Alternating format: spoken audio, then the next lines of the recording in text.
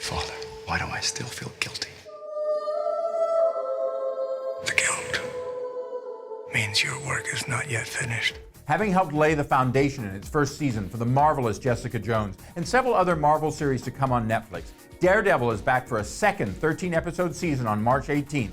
Darker, harsher, and in many ways more true to itself than ever, with some very welcomed additions in John Bethnell and Elodie Young.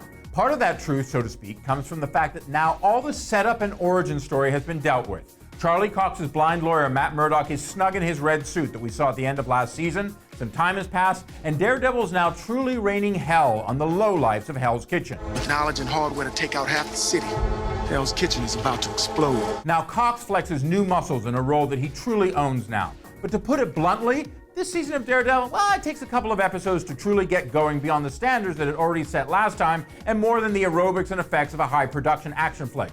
But man, when Daredevil gets going, well, to paraphrase Eldon Henson's Foggy Nelson, new showrunners Marco Ramirez and Doug Petrie have put pedal to the metal and take you on a ride to Crazy Town, a ride that you're gonna wanna jump on. So if you've got plans for the weekend of March 18th, cancel them. You're binging up with Daredevil Season 2 if you know what's good for you. And what makes that good better is, like a lot of the quickly expanding Marvel Universe, the increasingly conflicted Daredevil isn't bringing down the thunder and the blood, so to speak, solo anymore. With the killing machine known as the Punisher, aka Frank Castle, the bad guys have a lot more than a stick and a beating to fear. No spoilers here, but honestly, if there isn't a plan to get the ideally cast alum his own spin-off as the ruthless vigilante and or serial killer, depending on your perspective, it must only be because Young is in front of him as Elektra. Because, again to paraphrase the series, this is where justice should be served. Elektra. Hello, Matthew.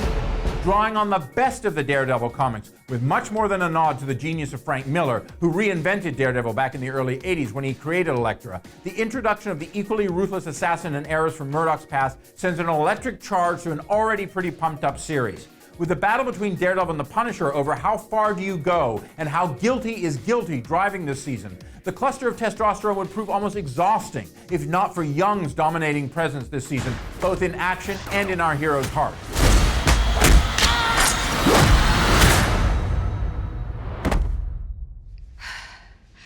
Hungry? When Elektra truly gets dug in is where Daredevil Season 2 truly takes off, and that's when you can't turn away. Which makes me think, with Jessica Jones as a small screen inspiration, Marvel's true next phase should emphasize its female characters.